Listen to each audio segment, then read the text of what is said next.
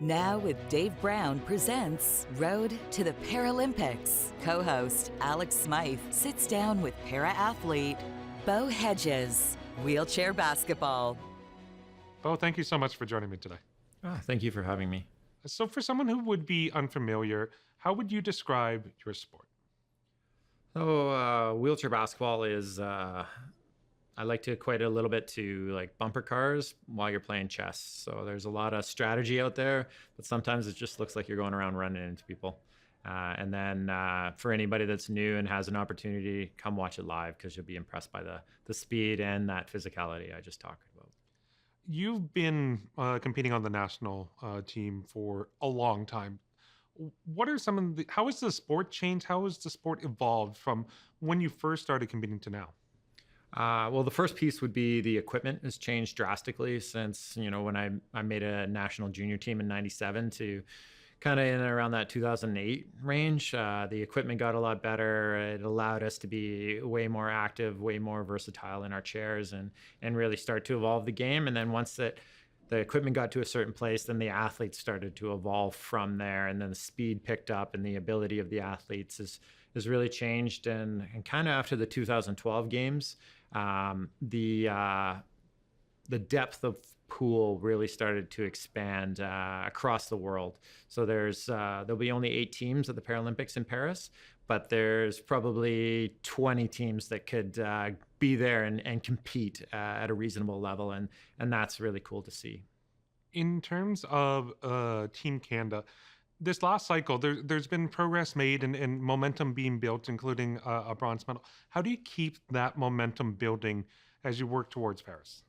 Well, I think the key to us building this momentum is we had a good group of younger athletes that are kind of coming into their own, and we've had some pretty good consistency of the group together now. There's kind of 11 of us from the Tokyo team that are going in this run towards Paris, and then the 12 of us that are in this team right now have been together for a couple of years. So that's one piece, and we just kind of we're getting more comfortable with one another. We're playing some better basketball, and now we just got to become more consistent. And what role then do you feel you take on when dealing with those younger guys, making sure that they are kind of at a place that they're ready, they're prepared, they're kind of ready to compete at these kind of high level games when the games do take place? I think the biggest thing is just kind of over the years building that relationship with them so that they're ready to speak when they need to, and then just being available. If they want to talk to them, help them out, try and provide them with some feedback. You don't want to overload people because as I kind of mentioned earlier, it is a challenging sport, and so there's a lot going on out there, and so you can't be perfect at everything, and I'm still trying to learn, so I get that they're going to make mistakes, and it's just about us trusting one another and being able to ask questions when they need to.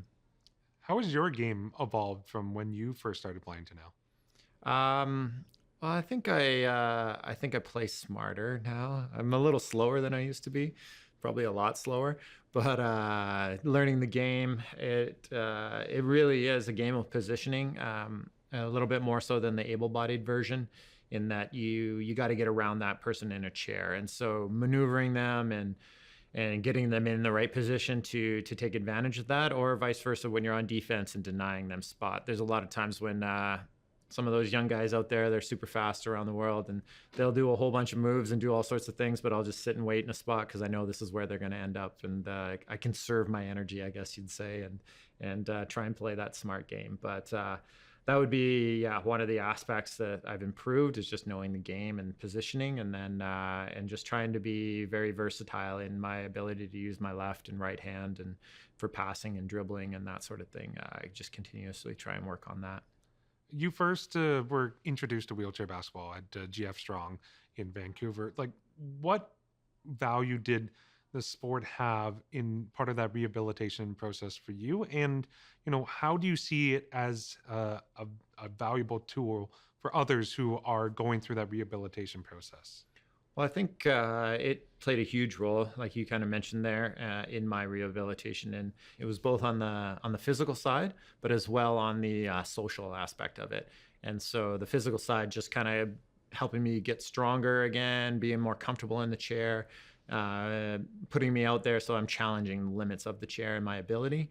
But on the social side, when I got back to my hometown there near Fort St. John, well, Fort St. John is where we started the team in that, getting out there, and we got extra chairs, and so my brothers and friends could come play, and just being on that kind of level playing field with them again shortly after my accident really helped in that kind of recovery, that everything, there is a normal path here, and giving me that light, and basketball just kind of took me on this crazy journey. In terms of Paris, what are your hopes for you and your team when you go into the Paralympics? For me, we've been on this progression now. So we're 12th at the Worlds in 2018, 8th in Tokyo, 6th in Dubai, and so going into Paris, I think where we would want to be is in that top 4 and play for a medal again, and bring the program back around. A lot of these young guys haven't played for that medal, and being there, they've gotten the experience now and played some quarterfinals and played those tough games. But at the Paralympic Games, to get us all there and get this group that opportunity to bring home some hardware would be pretty cool. And news was made this year was the fact that Paralympic medalists would receive the same compensation as Olympic medalists with Canada. What does that mean to you as someone who has been around sport and the Paralympic level of competition, to finally see equity in support for medaling at these competitions? Well, I think that it's amazing. It's a great opportunity for para athletes, and I think the equity piece is the key to me. Obviously, the money is nice if you win the medal, but it's more about that equal representation and equal recognition of the work that's put in by a para athlete. Whether you're an Olympic or a Paralympic athlete, you're in it to win. You're going to represent your country, and you are really trying to do your best and put all those hours in. And so it's that recognition that you are a high performance athlete, and if you get the medal, you get the same. And what does it mean when you get to don that jersey and represent Canada on the international stage? It's one of the most cool experiences that you can have. Just when they play your national anthem before the game and you're out there with your teammates and getting ready to go, it's a pretty surreal moment. And every time you hear the anthem, the words just pop out of your mouth, and you get ready to go out there and play the sport you love with the guys that you love too. So it's pretty cool. What does the future hold for you? So we'll see where things go after Paris. Canada is hosting the World Championship in 2026 in Ottawa, so I think that would be a nice opportunity to play one more time in front of family and friends, if the body allows, if my family allows, that sort of thing. I got a new 6.5-month-old baby daughter, so things have changed slightly.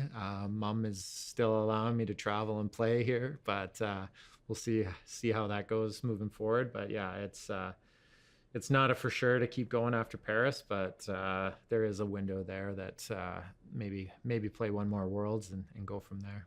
Bo, thank you very much. Thank you. Now with Dave Brown, weekdays at 9 a.m. Eastern on AMI-TV. Watch highlights, now streaming on AMI+.